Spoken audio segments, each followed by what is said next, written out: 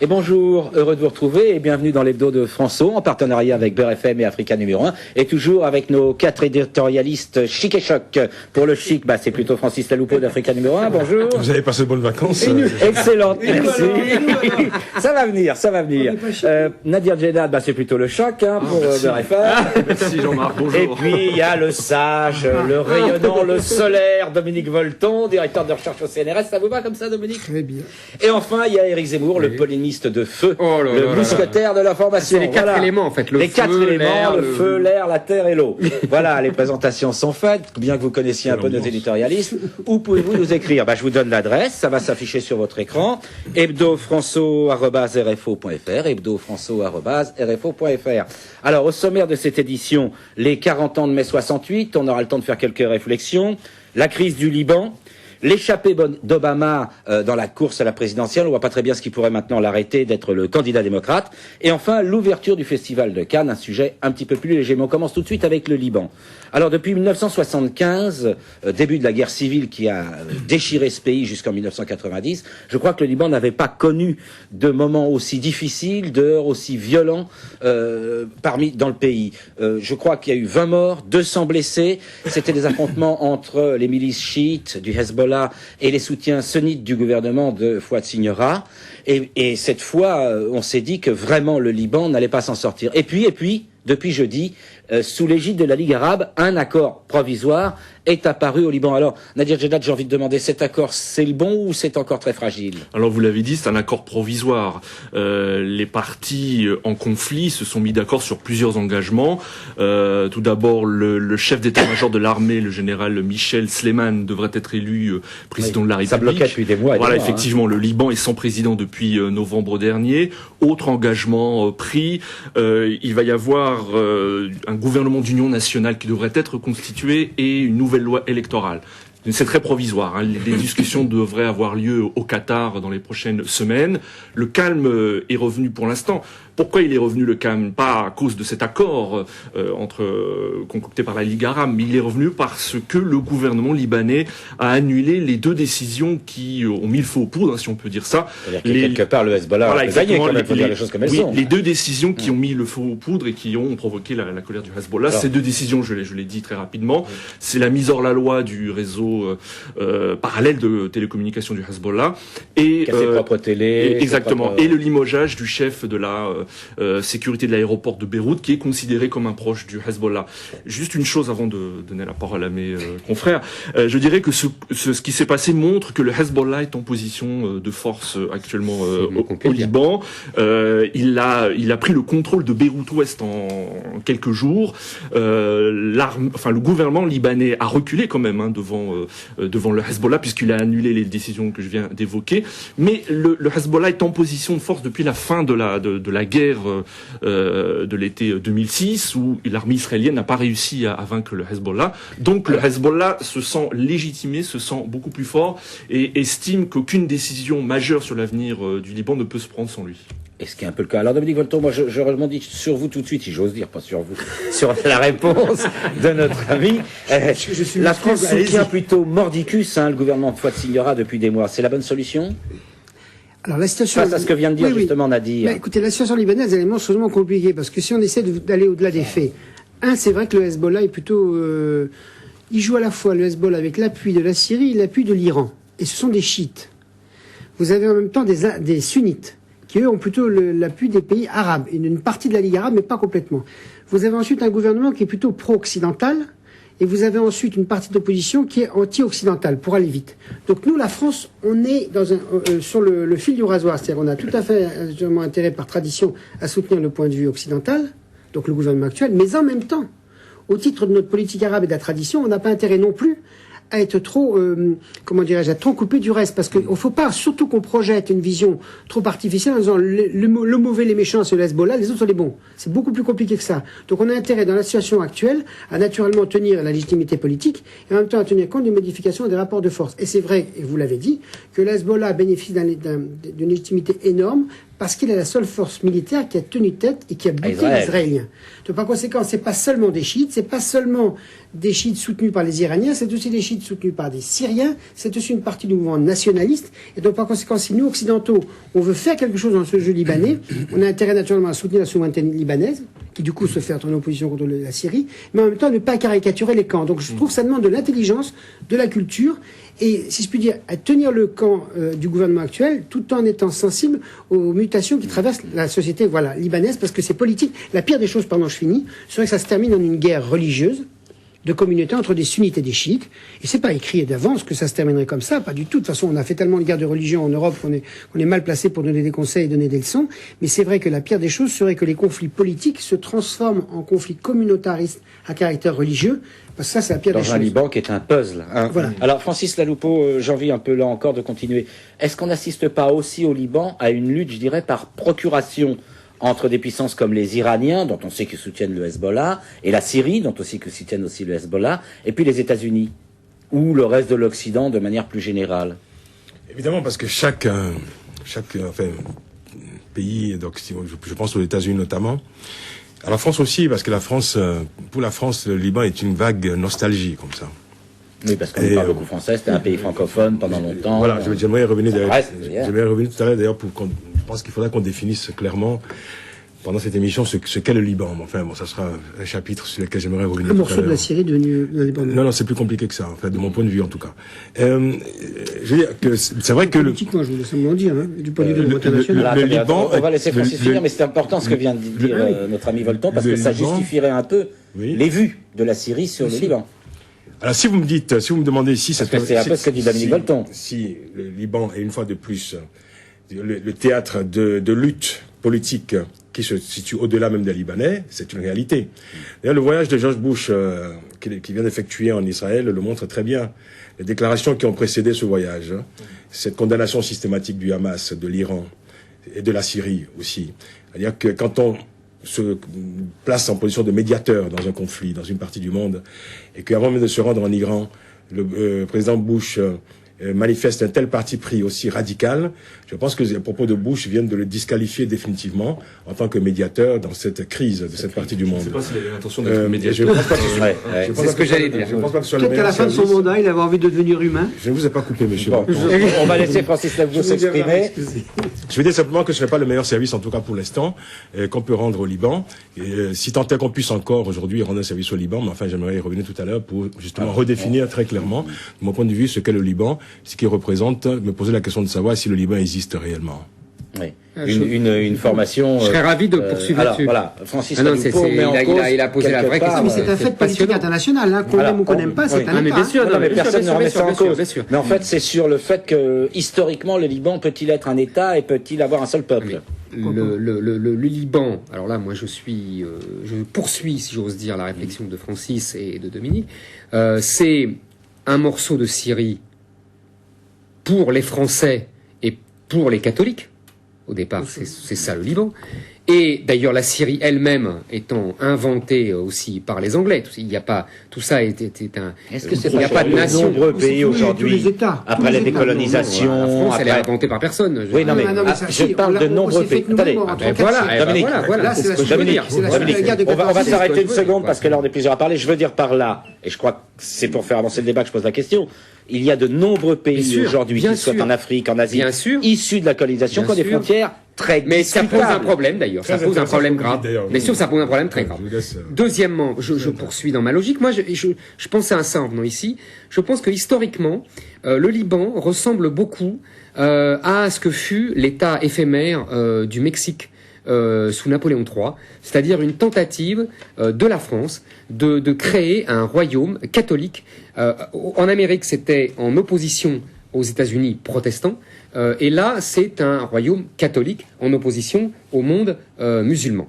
Je fais cette analogie comme ça, je pensais à ça. Et aujourd'hui, la majorité de la population libanaise n'est pas chrétienne. Justement, donc c'est pour ça que le Liban est condamné à mort. parce que le Liban n'était qu'une invention. Parce que vous dites que l'enveloppe libanaise étant faite au départ pour des chrétiens, elle explose avec la présence d'autres religions. Non mais oui, c'est une interprétation. Évidemment. Non mais on essaie de comprendre. Avant de juger, on essaie de comprendre. Évidemment, c'est une interprétation. Bah oui, évidemment. Alors, donc je pense qu'il est condamné pour ça. Je pense qu'aujourd'hui, d'ailleurs, la mort annoncée du Liban donne raison, paradoxalement, à ceux qui, en Israël, ne veulent pas entendre parler d'un État binational et d'un État multiculturaliste, parce que ça veut dire que la démographie règne et que, donc, les chrétiens, comme les juifs là-bas, seraient dominés par la majorité arabo-musulmane. Et je pense une dernière chose, je pense qu'aujourd'hui, il y a effectivement un double mouvement que je constate dans tout le monde arabe, qui est très intéressant, sur 20-30 ans. Premièrement, on expulse ces minorités qu'on avait protégées pendant 1000 ans, c'est-à-dire juifs et chrétiens. On le voit en Égypte, on le voit dans des tas d'États. Il y a un processus d'expulsion de ces dhimmis, de ces minorités qu'on avait protégées, que le monde arabe avait protégées pendant des siècles. L'Empire ottoman. Exact, Dominique. Le monde ottoman, absolument. Le monde musulman, ottoman-musulman, absolument, Dominique. Vous avez raison. Tout à fait. Et deuxièmement, il y a un processus de dislocation et de guerre interne au monde arabo-musulman entre sunnites et chiites pour la domination de ce monde arabo-musulman entre les Iraniens et l'Arabie Saoudite, qui sont les deux leaders de ces deux mondes-là. Iran ou Arabie Saoudite. Alors beaucoup de réactions. Alors d'abord Nadir Djenad, ensuite Dominique Volton. Juste une chose. Tout d'abord, je ne suis pas devin, mais je ne sais pas s'il faut dire que le Liban est condamné à mort. Faut demander ça aux Libanais. Une seule chose. Là, quand même, une seule chose. Oui. L'État libanais a capitulé. Je veux dire, devant l'État dans l'État que signifie le Hezbollah. C'est une capitulation. C'est comme si Richelieu avait capitulé devant les protestants. S'il vous plaît. D'accord. S'il vous plaît. D'accord. S'il vous plaît. S'il vous plaît. On peut au moins dire, c'est ce que j'ai compris. On peut au moins dire, s'il vous plaît. S'il vous plaît. On peut au moins dire que le Liban actuellement a deux centres de pouvoir. Je pense que là-dessus, nous serons tous d'accord. Oui, d'accord. Mais il y a quand même un fort sentiment qui va disparaître. Il y a quand même un fort sentiment nationaliste chez les Libanais, qu'ils soient chrétiens, qu'ils soient chiites, qu'ils soient druzes. Ils se sentent très libanais. Et d'ailleurs, c'est discutable. Oui, voilà, merci. Les Libanais que j'ai rencontrés. On va laisser Nadir terminer sa phrase. Les Libanais que j'ai rencontrés, que ce soit chrétiens, druzes ou chiites, partagent cet avis. Il existe une souveraineté libanaise et on l'a vu. Il n'existe pas de souveraineté. Il y a peut-être un sentiment, mais la souveraineté non. Attends, Éric Zemmour, on va vous demander, Éric Zemmour, de vous calmer un petit peu parce que je vous sens très. Mon avis. Non, pardon. C'est intéressant. Non, ce que je voulais dire, c'est que on a vu. Par exemple, les manifestations contre la Syrie il y a peu de temps. On a vu quelque chose d'intéressant aussi dans cette nouvelle crise qui n'a pas été relevée, c'est le rôle de l'armée. L'armée libanaise n'est pas intervenue justement entre le Hezbollah et ce qu'on appelle la majorité pro-occidentale. Pourquoi l'armée n'est pas intervenue? Je trouve que c'est très intelligent parce que si elle serait intervenue, là par contre il y aurait une vraie guerre civile. Parce que justement l'armée est garante de l'unité nationale du Liban. Et pourquoi elle est garante de l'unité nationale? Parce qu'en son sein, il y a à la fois des chiites, à la fois des sunnites et des chrétiens. Tout le monde est là. Ça s'appelle un arrangement. C'est une sorte de compromis historique. Mais Nadir parlait de sentiment national. Est-ce que je peux? Je vous en prie. Francis, vous faites pas de gentillesse, ça nous fait perdre du temps. Francis, allez-y. Nadir parlait de sentiment national. Il me semble que, justement, le Liban n'est fondé que sur des sentiments. Le Liban, c'est une nostalgie française.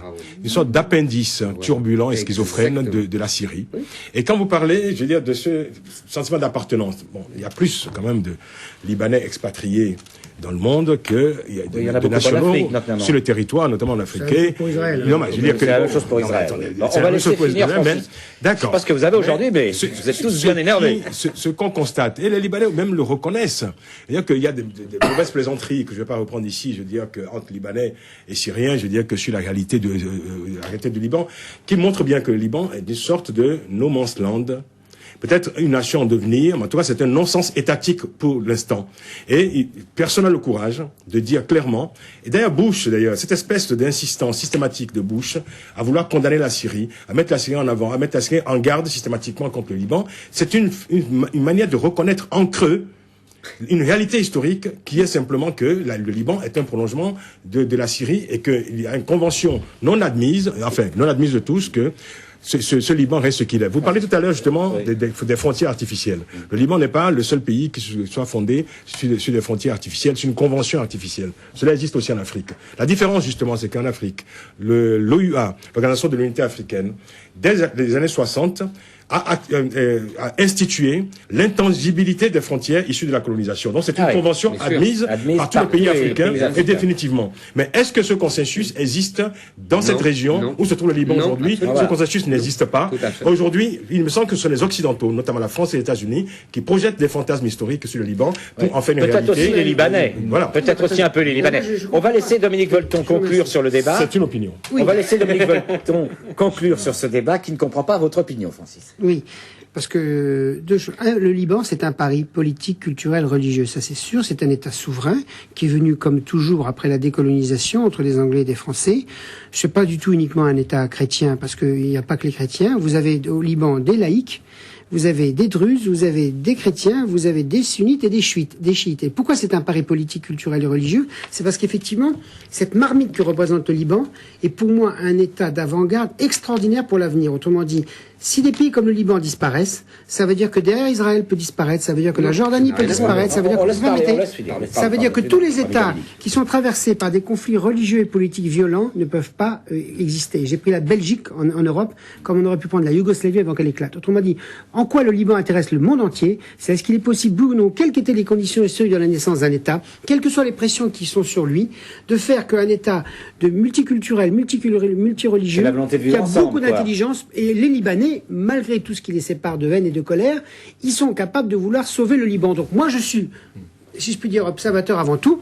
Puisque les Libanais veulent exister, il faut se débrouiller pour le laisser exister. Il faut que ça intéresse le monde entier. Ça intéresse le monde entier pour une raison très simple. Je répète la phrase. Le monde, il y a dans le monde entier un certain nombre de grands pays ou petits qui sont que des pays de conflits culturels, politiques ou religieux. Et si au XXIe siècle, on n'est pas capable de garantir, j'ai pris 3 exemples, la Yougoslavie, la Belgique, l'Israël, l'Afrique du Sud, et il y en a au moins une quinzaine, le Pakistan, vous avez des risques d'embrasement complet. Donc pour nous, le Liban, ça intéresse le monde entier. Et ça nous intéresse. Nous n'avons aucun intérêt à ce qu'un petit État intelligent, cultivé, fin et raffiné comme le Liban disparaisse. Nous avons intérêt, le fait qu'il y ait une diaspora libanaise plus nombreuse à l'extérieur, il y a plein de pays comme ça. C'est la même chose pour les Pays-Bas, c'est vrai pour Haïti. Bon. Donc ce que je veux dire par là, c'est que c'est un pari, attendez. Donc c'est un pari qui concerne vous permettez, c'est un pari qui concerne la communauté internationale. Et enfin, je voudrais dire une chose.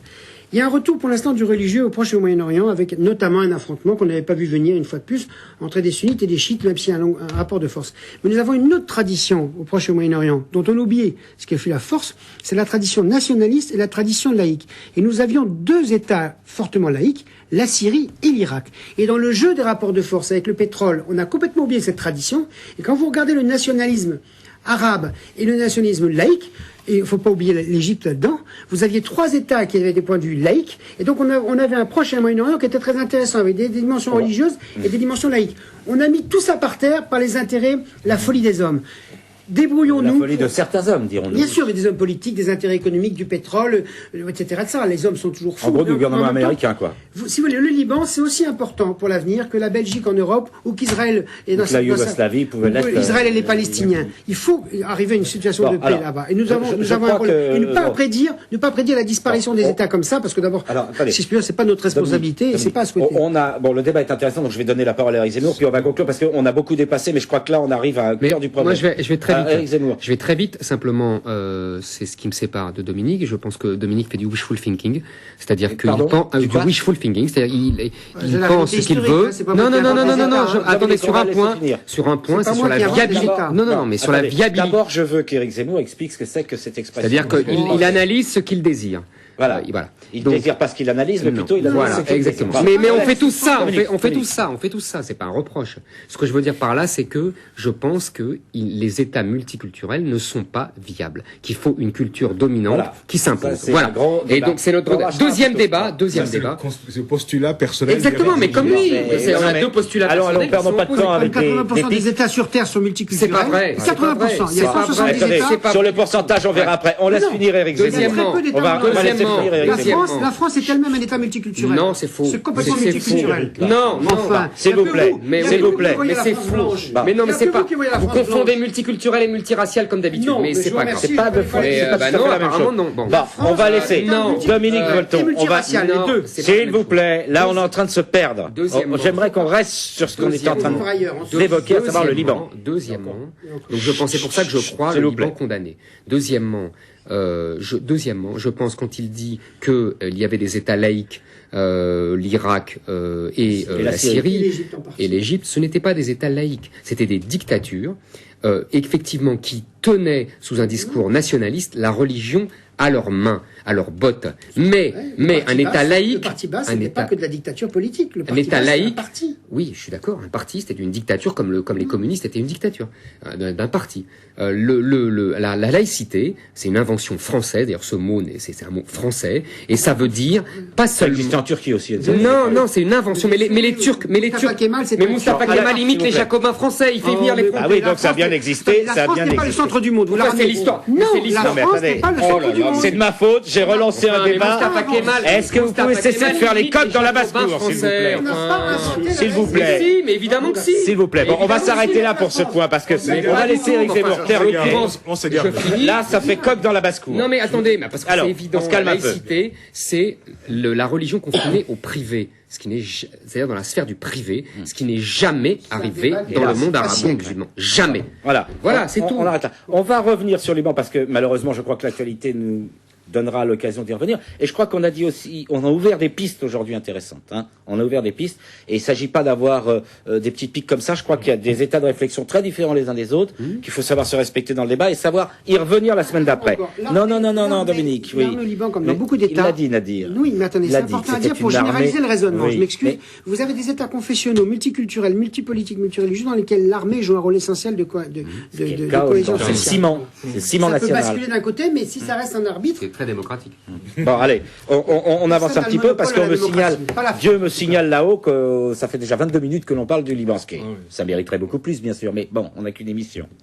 Alors bon, moi je voudrais qu'on revienne un petit peu aux États-Unis pour la dernière fois. On va être un peu plus rapide parce qu'on en a souvent parlé ici. Mais enfin, quand même, hormis un cataclysme national ou international, Barack Obama sera le candidat démocrate. Alors moi j'ai envie de poser une question toute simple à Nadir Djellad. Est-ce qu'aujourd'hui, avec les modifications...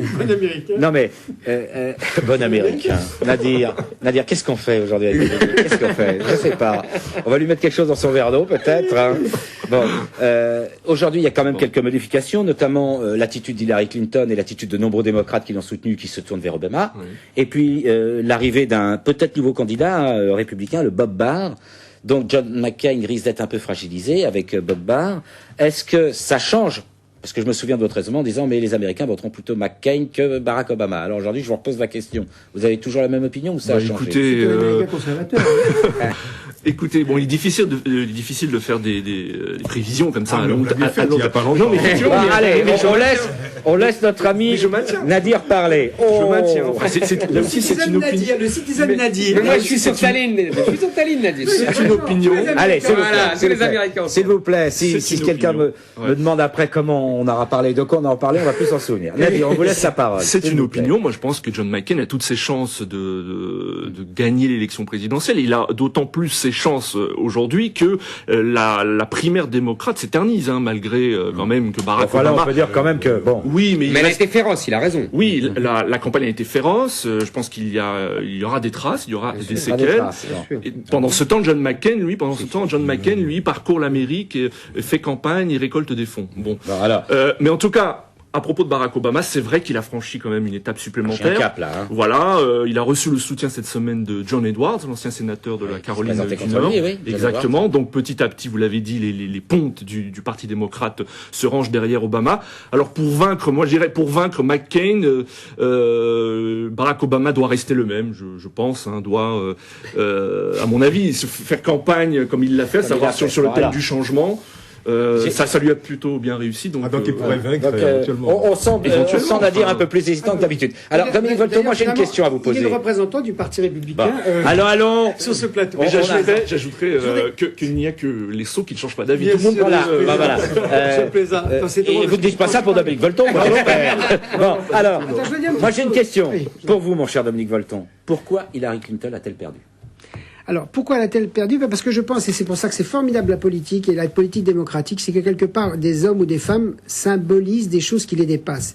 Et cette femme qui, pendant des années, a symbolisé l'émancipation des femmes, l'intelligence, la capacité de tenir, etc., elle a été dépassée par un autre symbole qui est en train d'arriver.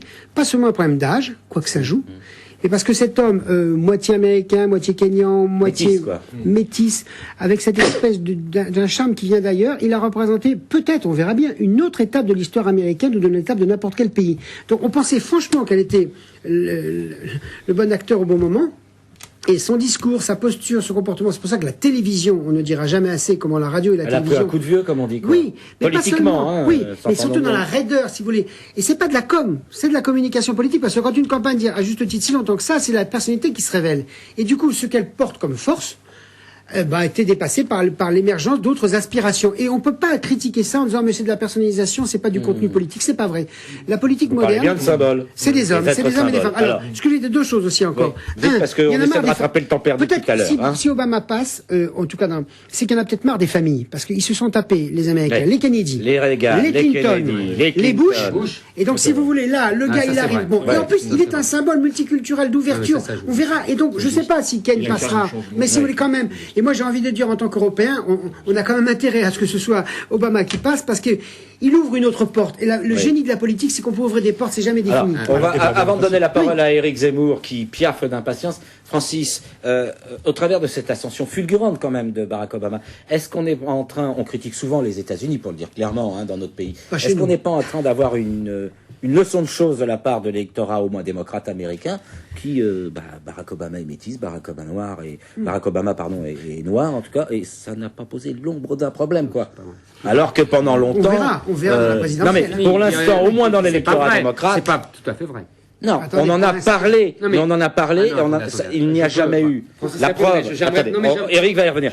Mais Barack Obama n'a pas eu comme obstacle la preuve là où il en est, le fait. D'accord. Il a gagné quand même. Il a gagné quand même. C'est le quand même qui est important. Mais évidemment, c'est le quand même sur lequel je m'inscris. Alors, Francis, vous acceptez cette expression de Dominique Volton? Il a gagné quand même. Sous-entendu, sa couleur de peau pouvait être un obstacle. Avec moi une fois. Ça m'arrive. Francis, allez, on est en retard. Non, mais, il a gagné quand même. Oui. Quand même et pas quand même, parce que les États-Unis, c'est quand même compliqué. C'est compliqué parce que, du point de vue américain, selon là où l'on se trouve aux États-Unis, on peut considérer l'ascension de Barack Obama comme à la fois irrésistible et tout à fait normale. Parce que je crois que nous avons souvent tendance à regarder les États-Unis avec nos lunettes européens, quoi, ou de français. En fait, de ce côté-ci du monde, en tout cas, et oubliant que ce pays a une histoire très très particulière. Notamment, j'entends souvent dire, quand on parle justement des Noirs d'Amérique ou de Barack Obama notamment, on assimile son ascension, par exemple, à la question de l'immigration. Alors que ça n'a strictement rien à voir. Je veux dire que Barack Obama est un Américain. Je veux dire qu'il n'est pas issu de l'immigration. Il n'est pas non plus il n'est pas considéré il n'est pas comme descendant d'esclaves non plus quelque part. C'est une particularité. C'est une particularité. Enfin, pour lui en tout cas. Cela étant, quand même, parce que à un moment donné, parce que les choses sérieuses vont commencer enfin. C'est-à-dire que la vraie campagne, l'affrontement entre McCain et lui, et Barack Obama. Démocrate. Et à un moment ou à un autre, on verra à nouveau ressurgir la question raciale. C'est évident. Parce que je vous rappelle quand même que pendant cette campagne de primaire, un des moments les plus détestables de cette campagne, de cet affrontement Hillary Clinton et Barack Obama, fut le fait d'avoir mis en avant dans les médias les relations entre Barack Obama et ce fameux révérend, pasteur noir qui tient des propos évidemment plus proches de Farrakhan, en tout cas que de Barack Obama. Il se fait qu'ils ont des relations anciennes, très proches et plutôt intimes. Alors on va laisse-moi finir. On va laisser. Je vous laisse finir. Oh là là. Non mais c'est important à relever. Parce qu'à un moment donné, tous les commentateurs disaient, ça y est, Barack Obama, c'est foutu.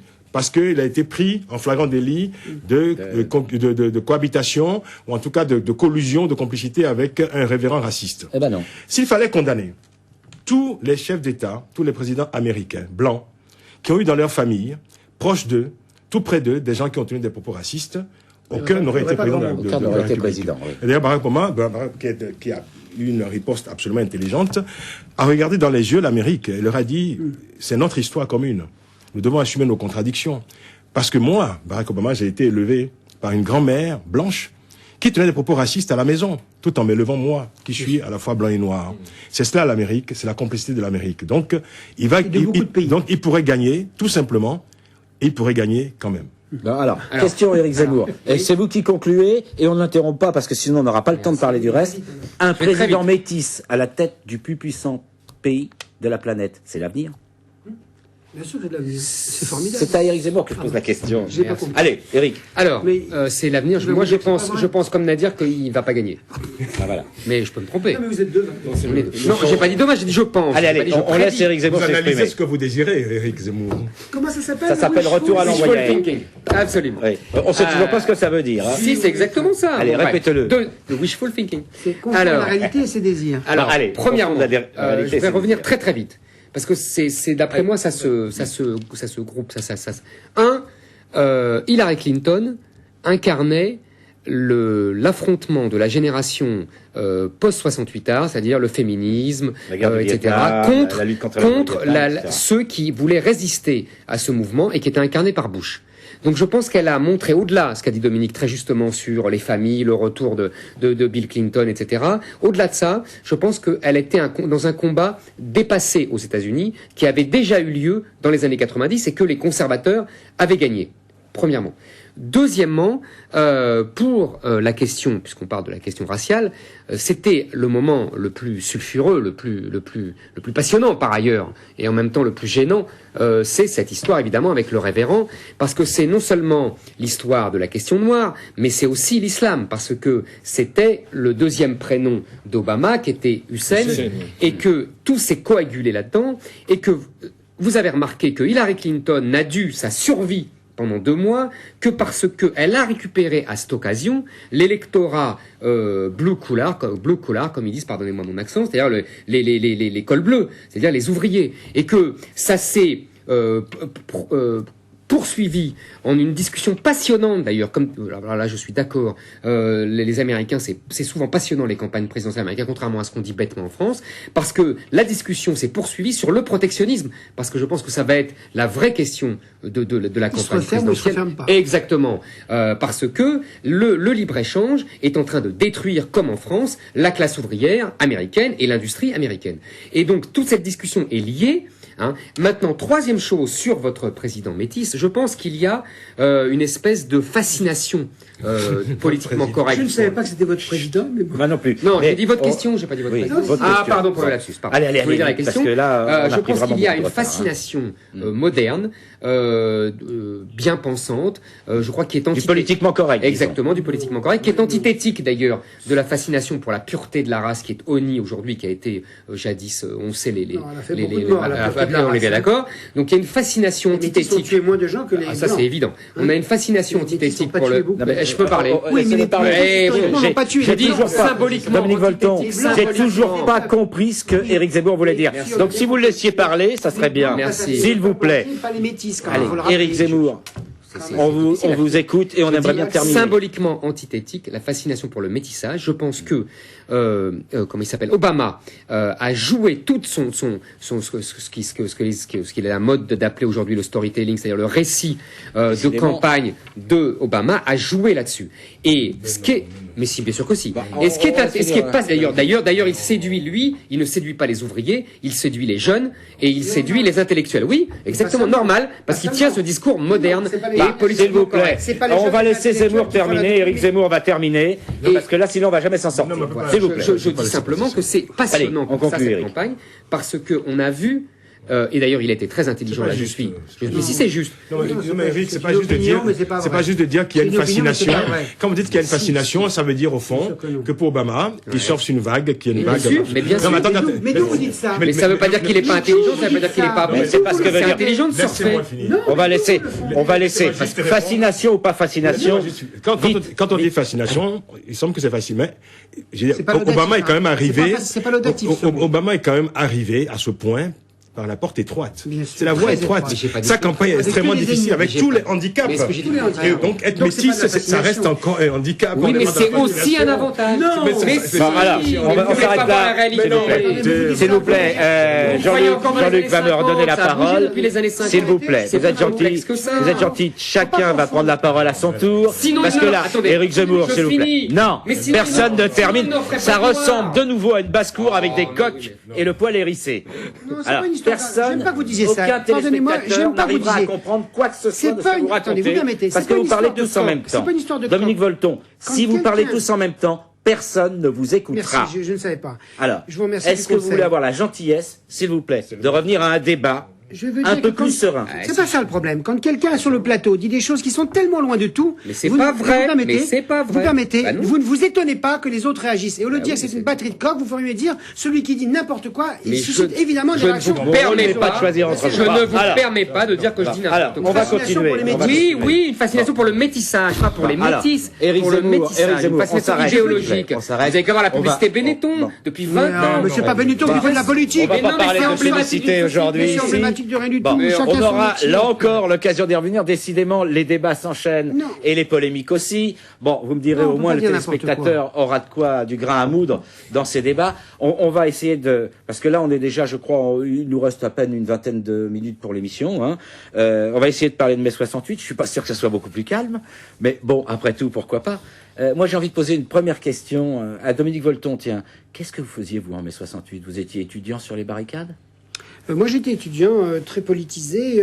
J'étais à Sciences Po, à la faculté de droit, et je me suis assez vite ennuyé sur la rhétorique politique. Donc, en fait, ce que j'ai le mieux aimé, moi, dans mai 68, en dehors des événements politiques, non, c'est simplement que j'ai fui cette rhétorique trop politique et ce qui m'a beaucoup appris, je suis resté beaucoup avec les milieux artistiques et notamment le théâtre. Et en fait, les gens du théâtre et des arts du vivant... Vous étiez à l'occupation de l'Odéon, je parle. Oui, c'est ça. Et du coup, ils se posaient des questions de création culturelle. Ils s'occupaient de création culturelle au-delà de la rhétorique politique. Et je me souviens très bien qu'à l'époque, avec mes petits camarades, on se disait, mais qu'est-ce que tu as à t'occuper de ces trucs culturels? Les trucs politiques sont fondamentaux. En fait, j'avais simplement un petit décalage. Voilà. Et après, comme par hasard, j'ai commencé mes recherches là-dessus. Mais bon, j'ai pas un souvenir extraordinaire. J'ai un souvenir d'une liberté de parole formidable. Dominique, on a bien compris. Mais par contre, ma génération, qui est la génération 68, je le dis d'un mot, je trouve qu'elle a occupé beaucoup trop de terrain, beaucoup trop d'espace. Elle a castré. Depuis le début de l'émission. C'est bien vrai. Non, vous permettez, je parle sur le mouvement des idées. Ah bon. Elle a beaucoup trop castré 2 générations derrière, et je ne suis pas fier de ma génération au sens où on a le sentiment, non seulement on a gardé le pouvoir, on ne l'a pas transmis trop tôt, on a cru qu'on était au cœur de l'histoire. Je dis pas que c'est secondaire au niveau mondial, mais tout de même, c'était pas une guerre, et je trouve qu'on a manqué de modestie parce que la face du monde a changé, et on ne peut pas castrer des générations derrière en disant finalement, vous n'avez rien vécu de formidable, c'est nous qui avons tout vécu. Je trouve que ma génération manque de modestie. Moi, je voudrais dire une chose. D'abord, je n'ai pas vu je n'ai pas vu que les tenants de mai 68 aient eu le pouvoir en France, mais bon, après le pouvoir culturel, ah bah oui, alors ça, il a raison, alors franchement. Le pouvoir politique, François Mitterrand était 68 ans, Jacques Chirac était 68 ans. Attendez, excusez-moi, mais j'ai dû faire une erreur. On va demander son avis à Nadir Djenad, qui lui n'était pas contrairement. On va demander son avis à Nadir Djenad. Comment il s'appelle, s'il vous plaît? On va demander son avis à Nadir. Pour une fois, il a raison. Bon. Passons pas à donner des notes. S'il vous plaît. Bon, un petit peu de calme. On va demander son avis à Nadir Djenad sur cette fameuse génération de 68. Lui qui n'était pas né en 68. Oui, effectivement. Je la trouve trop narcissique, cette génération. Bon, alors. Elle a pris le pouvoir, cette génération? Elle est castratrice, cette génération? Écoutez, je ne répondrai pas là-dessus, mais moi... Si. Oui. Bon, ce que je remarque sur ce qui se dit... L'histoire a continué, voilà, c'est pas arrêtant. Sur ce qui s'écrit, ce qui se dit sur mai 68, c'est que j'ai le sentiment, moi, maintenant, ça peut être débattu, que les sympathisants de gauche accordent beaucoup plus d'importance à mai 68 que les sympathisants de droite. On entend beaucoup plus, par exemple, des responsables politiques, par exemple, issus de la gauche ou de l'extrême l'extrême gauche parlait de mai 68, parlait de que les sympathisants de droite. J'ai le sentiment qu'à droite, cet événement mai 68 est quelque chose qui est resté en travers de la gorge, qui n'est jamais passé, et qui a été un traumatisme, un événement, un traumatisme, une façon de parler, mais qui a vraiment été quelque chose, un événement historique qui est. Moi, j'ai une question à poser à l'historien entre guillemets. La seule personne entre guillemets. Vous qui vous piquez d'histoire, Éric Zemmour, comment expliquez-vous que pendant des années, beaucoup de gens nous ont expliqué. Non, on peut plus. Merci, Francis. Vous qui vous piquez d'histoire, disais-je. Comment est-ce qu'on peut expliquer que pendant des années, on nous a parlé de mai 68, un peu dans les termes dont Dominique Volton vient de nous en parler, c'est-à-dire que, pour moi, mai 68, puisque j'ai un âge où j'étais en âge adulte, où je l'ai vu et vécu, c'est d'abord une grève générale de 7 millions de personnes. Et on nous parle toujours des étudiants, on nous parle de... Alors, comment on explique cette espèce d'effacement du mouvement social, d'un mouvement social de 7 millions de salariés? C'est à moi que Éric Zemmour que j'ai posé la question, Dominique. Merci, Dominique. Moi, je trouve que c'est la vraie question sur l'après mai 68. Il aurait une promotion lui aussi. Absolument. Faut failloter un peu. Bon, allez. Non, mais sérieusement 2 minutes. Je pense qu'il y a eu un conflit derrière l'affrontement avec le général de Gaulle. Le vrai affrontement était au sein de la gauche, entre les deux gauches, la gauche ouvriériste et communiste, contre la gauche étudiante et ce qu'on appelait gauchiste. Voilà, gauchiste à l'époque. Les fameux gauchistes. Exactement. Il y a eu un affrontement pendant mai 68 pour, la direction de la classe ouvrière, qui s'est réglée le jour où les étudiants sont allés à Billancourt pour rencontrer les ouvriers et que symboliser et que la CGT, oui, absolument, et que la CGT leur a claqué la porte au nez et qu'ils ont été obligés de retourner. Donc là, le Parti communiste sur le jour même, pendant la période, a gagné la bataille. Je pense qu'elle s'est jouée ensuite, parce que là, le Parti communiste a perdu la bataille. Là, je suis d'accord avec Dominique, elle a perdu la bataille culturelle. Les gauchistes, les étudiants, les intellectuels ont gagné cette bataille culturelle dans les années 70, dans le mouvement, dans le mouvement contre le totalitarisme. Je pense que ce mouvement-là. Je pense aussi que, si vous voulez, en 68, on croit qu'il y a deux mouvements. Il y a un mouvement libertaire, féministe, etc., libertaire, bon, et un mouvement ouvrier. On croit social, quoi, sociétal et social, comme on dira après. Et ce mouvement s'est pas rencontré le 13 mai 68 dans on la croit, manifestation. si justement, on croit justement qu'ils sont conciliables, alors que moi je pense que les années postérieures, on pouvait qu'ils étaient inconciliables. Ils n'étaient pas inconciliables. C'est que le mouvement sociétal a détruit laisse-moi finir 2 minutes. A détruit le mouvement social. J'explique très vite. Je pense que les années 70, qu'est-ce que c'est? C'est l'entrée dans le monde du travail des femmes, également la continuité, massive des femmes dans le monde du travail, du salariat. Oui, mais d'accord. Avant, tu as raison, ça commence en 65, mais bon, c'est des immigrés, etc., de plus en plus nombreux, etc.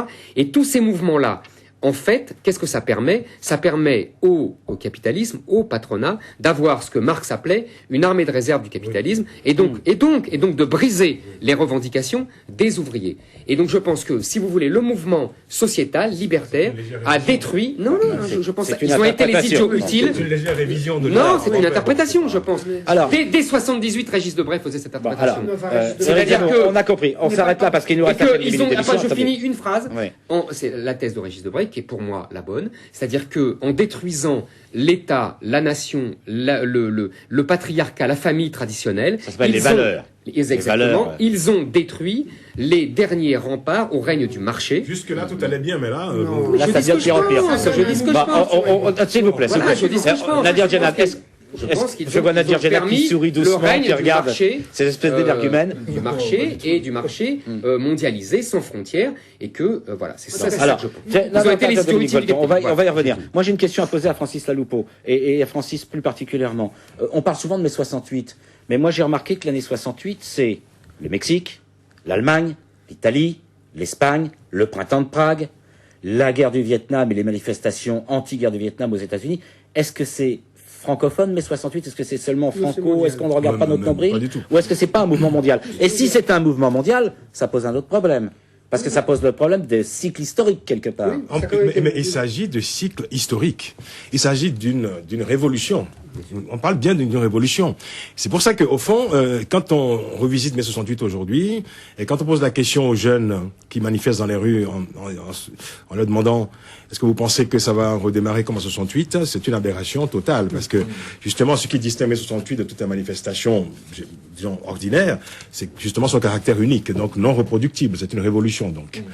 Voilà. Mai 68, une révolution du coup. C'est une révolution, c'est une faille, c'est une rupture. Une brèche. C'est une brèche, c'est un séisme dont les ondes se sont propagées partout dans le monde. Moi, je crois qu'il y a des moments comme ça de rupture dans l'histoire, hein, de rupture au sens justement, pour une fois, absolument juste et vérifié. Rupture mai 68, il y a eu une rupture ensuite en 89 avec la 90, mais à la chute du mur de Berlin. Donc il y a la mémoire humaine post-68, il y a une autre mémoire humaine post-chute du mur de Berlin. Donc je veux dire que du point de vue analytique, du point de vue historique, nous parlons bien d'une brèche, enfin pas d'une brèche, d'une faille sismique, d'une rupture dans l'histoire. Donc rien n'est plus comme avant, il y a avant et après. Je pense qu'il faut d'abord observer ça de façon apaisée, calme de ce point de vue-là, et ensuite faire le bilan de tout ce que cette révolution a apporté. Avec, évidemment, il n'y a pas de révolution parfaite. Alors pour revenir à votre question initiale, évidemment, il n'y a pas un mai 68, il y a des mai 68. Des mai 68 à travers le monde, notamment en Afrique d'ailleurs. 68 fut une année déterminante, je veux dire, pour les révoltes, les premières grandes révoltes d'étudiants, les premières rencontres tripartites entre étudiants, autorités, et puis surtout la montée des idéologies en Afrique. Je prends le cas du Sénégal par exemple, ce qui s'est passé dans les écoles, dans les études, dans les universités, dans les lycées en mai 68 a inspiré fortement ce qui deviendra bientôt, quelques mois plus tard, peu de temps plus tard, le multipartisme au Sénégal, c'est-à-dire l'adoption par le Sénégal d'un système démocratique, par exemple. Et on le doit à mai 68 et à tous ces enfants qui, en ce moment-là, rentraient dans une forme de maturation idéologique et qui transformera l'Afrique, parce que l'Afrique entrera bientôt, à partir des années 70, dans une ère des idéologies, avec le partage de l'Afrique entre l'Afrique verte, c'est-à-dire plutôt pro-capitaliste, et une Afrique rouge, qu'on disait plutôt pro-soviétique, par exemple, etc. Donc voilà. Donc c'est un phénomène absolument mondial, et la mémoire mondiale de mai 68, je pense que de ce point de vue-là, il faut d'abord s'incliner, avant de porter des critiques qui sont parfois, je dirais, d'un niveau plutôt contestable. Oui, juste pour compléter, il faut distinguer le plan national dont on a parlé du plan mondial. C'est sûr qu'au plan mondial, c'est une révolte culturelle, ça c'est sûr. Elle a fait des petits partout. C'est la liberté, c'est la révolte. C'est un symbole mondial dans l'histoire, à très juste titre, comme la chute du mur. Et ça n'appartient à personne, ça appartient à tout le monde. Autrement dit, c'est rentré dans l'imaginaire politique mondial. Et il y aura des dates comme ça, comme la Libération, comme 1936, etc. Mais par contre, en France, ce qui est intéressant, il y a eu ça en France comme ailleurs, mais en plus, nous, on a une lutte sociale, ce qui a été rappelé par Éric Zemmour. C'est-à-dire qu'en fait, il y a eu un mouvement social classique, et les deux se sont plus ou moins bien articulés. Et vous avez des pays où vous avez une articulation qui marche bien entre un mouvement de revendication sociale forte, et un mouvement culturel. Mais le plus important, je crois, et c'est en ça que c'est resté dans l'imaginaire mondial, c'est que c'est vrai qu'il n'y avait pas que la France, il y avait cette espèce de révolte mondiale, et je crois que c'était la première forme de la mondialisation des utopies. Et c'est pour ça que c'est fort, mai 68, c'est une utopie d'émancipation. Alors, on peut trouver qu'après, il n'y a pas eu ce qu'on voulait, bien sûr, mais si vous voulez, moi, dans l'histoire du monde, je trouve que vous avez deux philosophies toujours qui s'opposent. Vous avez ceux qui, quelque part, disent, mais à quoi ça sert tous ces mouvements d'émancipation? Parce que finalement, ça fait des dictatures. Et vous avez ce qu'on appelle des pensées conservatrices. Je dis pas ça de manière critique. Puis vous avez d'autres philosophies, auxquelles moi j'appartiens plus, qui est de dire, bien sûr, les philosophies d'émancipation, de révolte, ont souvent fait des choses horribles, mais l'homme est ainsi fait qu'il a besoin de se révolter, de croire qu'il peut se révolter. Et ces grandes dates sont symboliques. Et mai 68 appartient à ce deuxième patrimoine. Par contre, pour revenir à votre première question, je trouve que ma génération en France de 68 a un peu trop occupé trop de place et a fait. Moi, j'ai une question à poser à Éric Zemmour en forme de provocation, bien sûr, mais c'est pour faire avancer le débat. En 2008, est-ce qu'on peut encore imaginer une manifestation au cri de « Nous sommes tous des juifs allemands » ? Oui, non seulement on peut l'imaginer, mais on a fait que ça depuis 40 ans. Bah, c'est déjà pas mal. Hein. C'est-à-dire que moi je pense qu'il y a deux slogans emblématiques de 68. C'est CRSSS, c'est-à-dire que toute autorité est délégitimée parce qu'elle est fascisée. Oui, et ça, on est revenu là-dessus. Dominique Volton. Est-ce que vous pouvez laisser Éric Zemmour s'exprimer ? Non, mais c'est pas le même niveau. Et quel est le deuxième ? Et le deuxième, c'est « Nous sommes tous des juifs allemands ». Je détaille. C'est-à-dire que depuis, tout le monde veut être juif. Et on a symboliquement, on a associé le juif à la victime absolue, et donc tout le monde veut être juif, tout le monde veut être victime. Maintenant, c'est plutôt palestinien. Oui, mais les Palestiniens imitent les juifs. Mais les Palestiniens imitent les juifs. Ils parlent de Nekba, mais symboliquement. Ils parlent de Nekba comme la Shoah. Mais bien sûr, la sémantique, ça a un sens. Ne nous éloignons pas trop parce qu'on revient à un autre débat. La question, c'est de savoir, par exemple, j'ai posé ma question autrement. Il n'y a pas des manifestations sur les sans-papiers comme il y en a eu à l'époque pour le retour de Cohn-Bendit en France, par exemple. Je finis, Jean-Marc, justement, si tu me laisses finir, ça serait bien. Nous sommes tous donc des juifs, j'ai dit, maintenant des Allemands, c'est-à-dire que il y a une volonté de sortir du roman national français dans le mouvement 68A, en tout cas non pas chez les ouvriers, mais chez les étudiants et les gauchistes. Et je pense qu'il y a donc une volonté, c'est en cela qui sont les idiots utiles entre guillemets de la mondialisation libérale, c'est-à-dire qu'ils vont faire la mondialisation internationaliste, cosmopolite, etc. La volonté de sortir de ce qu'ils appellent le révolution manquée. Vous parlez de réaction alors, de retour en arrière. Mais moi je je pense que c'est une vraie révolution, mais une révolution contre le roman national français. Je pense qu'à partir de là, il y a la haine. La France n'est pas le centre. Mais je sais, mais il me pose la question sur la France. Il me parle sur les Juifs allemands. Si on peut parler du monde. Vous concluez là parce que j'entends mon oreillette qui nous reste. Donc je pense qu'au contraire, depuis 40 ans, on ne fait que ça. On ne fait que ça, manifester pour les juifs allemands, et que, au nom de nous sommes tous des juifs allemands. Donc c'est au contraire, je pense qu'on a ainsi dénaturé le roman national français. Voilà, on me dit qu'il nous reste 3 minutes d'émission. Francis Laloupeau. Juste répondre à Eric, mais enfin bon, je veux dire, je réponds en parallèle un peu à ce qu'il vient de dire.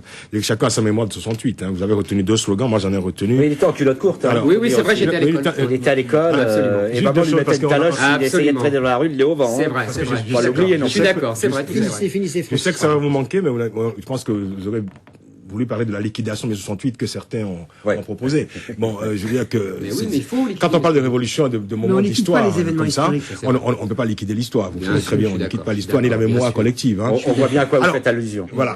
On va conclure là. Il nous reste 2 minutes d'émission, vraiment. Donc cela était possible. Alors ça, c'est réglé. D'autre part, Eric a retenu 2 slogans, dont SS. CRSS. Alors moi, j'ai revenu là. Et quel est votre slogan préféré? Exactement. Voilà. Chacun a sa mémoire de mai 68. Alors moi, j'en ai retenu un. C'est un slogan de Libertad qui dit les yeux clos et le corps volatilisé. Il faut sentir chacune de nos cellules hurler son désir de vie. C'est bon. Et moi j'en ai un autre. C'est moins connu. C'est ça l'utopie collective. Alors, Dominique Volton, c'est comme ça qu'on va conclure. Sous les pavés, la plage. Sous les pavés, la plage. Pas mal. Éric Jabour, on sait déjà. Nadir, j'adore. Sous les pavés, la plage, vous aimez bien. Parce que c'est l'imaginaire. Allez, c'est moi qui vais terminer en disant, il y en a un qui était pas mal. Il est interdit d'interdire. C'est la même chose que CRSS. Non, non, pas du tout. Mais bien sûr. S'il vous plaît. Mais bien sûr. Il est interdit d'interdire, mais jusqu'à un certain point.